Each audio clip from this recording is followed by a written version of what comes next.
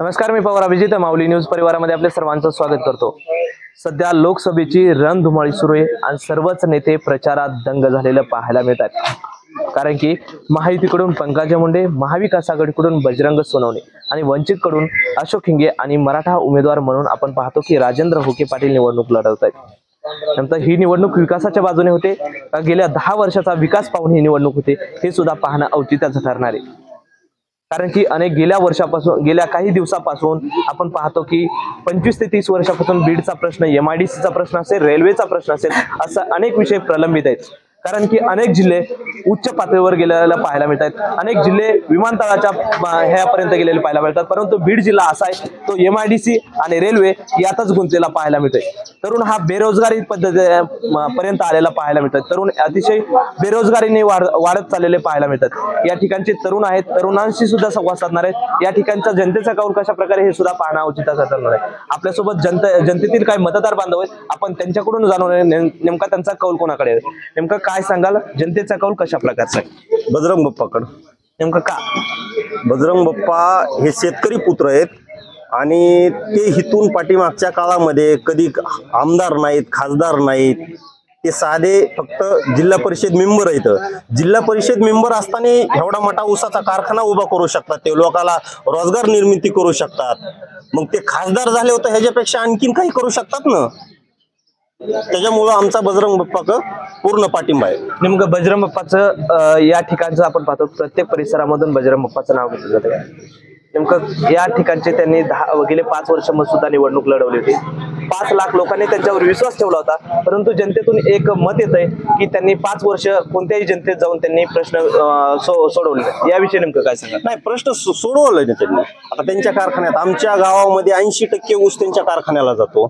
प्रत्येक पंधरवड्याला ते लोक दुसऱ्या कारखान्यापेक्षा 200-300 रुपयांनी भाव जास्त देतात। 15 दिवसालाच आम्हाला बिल आमच्या बँकेमध्ये येतं, खात्यावर येतं आणि संपर्कात आहेत ना। आता सत्ता नसल्यामुळे ठीक आहे, काही कामं करू शकले नसते, सत्ताच नाही तर कामं काय करू शकणार आहेत ते, नाही तर संपर्कात आहेत ना ते, नाही असं थोडंच आहे।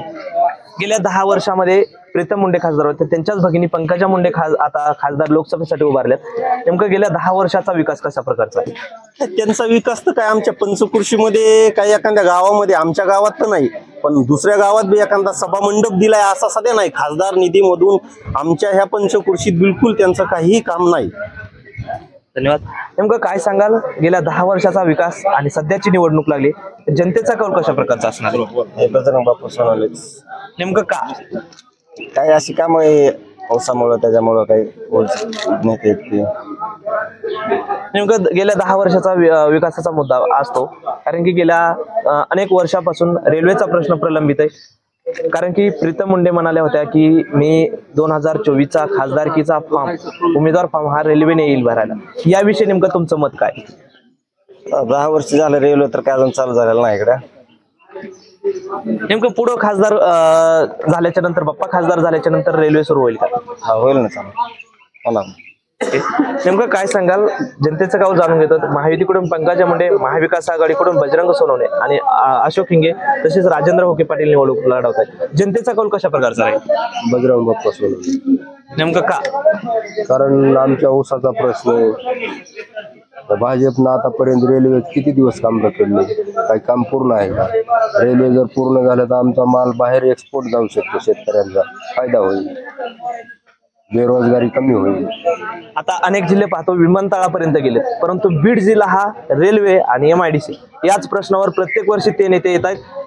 रेल्वेचा प्रश्न घेऊन आणि MIDCचा प्रश्न घेऊन अनेक जिल्हे विमानतळापर्यंत गेलेत। याविषयी नेमकं तुमचं मत काय? हा ना, मग त्याच्यामुळे बीड जिल्ह्यामध्ये रोजगारी वाढली, बेरोजगार झाले। हे जर रेल्वेचं काही काम झालं रोजगार मिळेल ना युवकाला। त्याच्यामुळे आमचं एक मत आहे बजरंग बाप्पा सोनवणे। गेल्या पाठीमागच्या 10 वर्षाच्या विकासाबाबत काय सांगाल? काय विकासच झाला नाही, काय झाला? मोठा प्रश्न होता रेल्वेचा, तो काहीच नाही। कुठं काम झालेलं दिसतंय का? आहे तेवढ्यावर टप्पे। त्याच्यामुळं आम्ही बजरंग बाप्पा सोनवणेला निवडून गेला। नेमकं काय सांगाल, या वर्षीचा जनतेचा कौल कशा प्रकारचा राहणार? बजरंग बाप्पा सोनवणे। नेमकं का? तरुण म्हणून काय सांगाल, कारण की जनतेचा कौल जाणून घेतो तरुण म्हणून, कारण की बीड जिल्ह्यामध्ये जास्तीत जास्त बेरोजगारपणा वाढतोय, याविषयी काय सांगाल? बरोबर आहे, बेरोजगारपणा वाढतोय. 100% बाप्पांनाच मतदान करणार आम्ही सगळे. कारण आपण बघतोय मागील 10 वर्षात भाजपकडे सत्ता होती. 2 टर्म भाजपला आपण निवडून दिलेलं आहे सगळ्यांनी. बघितलं सगळ्यांनी काय विकास झाला काय नाही. आता बाहेरच्या जिल्ह्यात राजकारण चालू आहे कशावर, IT पार्क आणू, विमानतळ आणू, पण बीडचं राजकारण फक्त रेल्वे आणू आणि MIDC आणू एवढ्यावरच अडकलेलं आहे. निवडणूक आली की फक्त तेवढे 2च मुद्दे दिसतात लोकांना.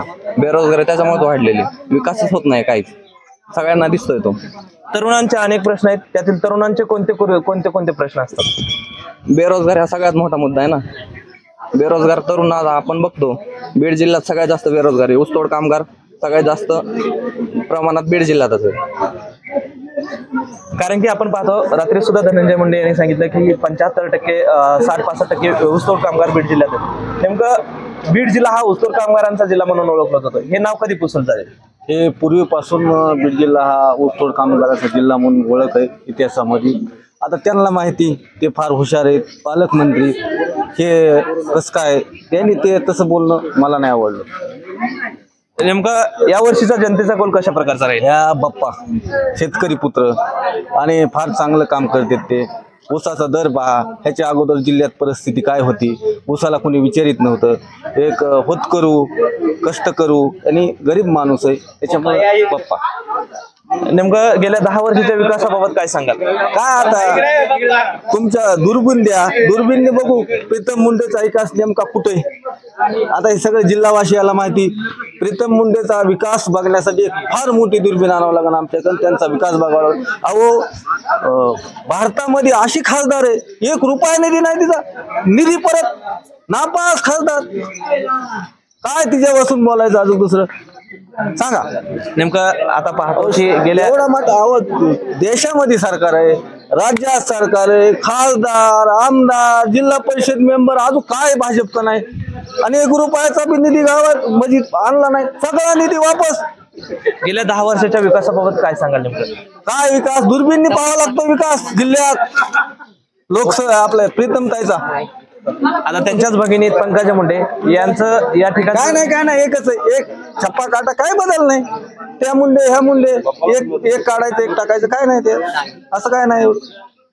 नेमकं काय सांगाल, एक तरुण म्हणून काय सांगाल?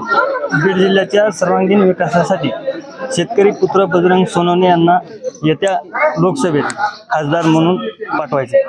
नेमकं का पाठवायचंय? कारण इथला तरुण बेरोजगार आहे, MIDCचा प्रश्न असेल, रेल्वेचा प्रश्न असेल, आणखीन बरेच सारे प्रश्न त्या अनुषंगाने बीड जिल्ह्याचे खासदार म्हणून आपल्याला बजरंग सोनवणे यांना येत्या 2024 या लोकसभेत पाठवायचे. नेमकं गेल्या 10 वर्षाच्या विकासाबाबत काय सांगाल? 10 वर्षात अजिबात बिलकुलही विकास झाले नाही. तुम्ही पाहताय आता आज आमच्या गावात आला, तुम्ही तिकडे चौकडात तुम्ही कॅमेरा फिरून पहा, आमच्या गावात एखादा खासदार पंड जर आलेला असेल तर तुमच्या मीडियाच्या मार्फत दाखवून द्या. बिलकुल 10 वर्षात कसल्याही प्रकारचा विकास झालेला नाही. आता सध्या मराठा आरक्षणाचा मुद्दा उपस्थित केला जातो. बीड जिल्ह्यात नव्हे तर पूर्ण महाराष्ट्रभर फक्त मराठा आरक्षणाचा प्रश्न उपस्थित केला जातोय. कारण की पंकजा मुंडे आणि या ठिकाणचे मराठा क्रांती मोर्चासमोर बरेच दिवस राहिलेले अशोक हिंगे आणि बजरंग सोनवणे यांच्यात तिरंगी लढत होतीये. या लढतीकडे कशा प्रकारच्या पाहताय? हा मुद्दा कोण उपस्थित करेल?